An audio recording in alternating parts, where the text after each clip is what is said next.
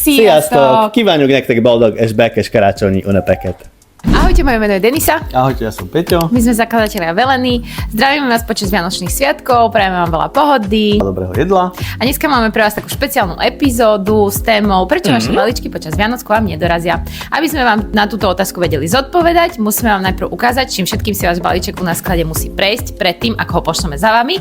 Tak sa s nami poďte na to spolu pozrieť. Velena nám chodí v takýchto sáčkoch, to je broskyňa, následne višňa a ideme to baliť do krabíc. Balíme to do krabíc podľa jazykových verzií, tu nám máme Maďarsko, Poľsko, tento rok sme redizajnovali, takže tá krabička vyzerá trošku inak. Tu napríklad máme poľskú višňu.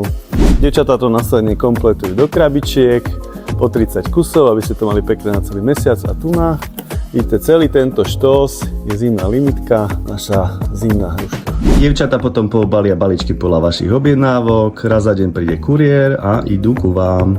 No a keďže sú Vianoce, tak dovolenku majú kuriéri, dovolenku majú naše dievčatá zo skladu a doručovanie balíčkov počas Vianoc u nás momentálne vyzerá takto.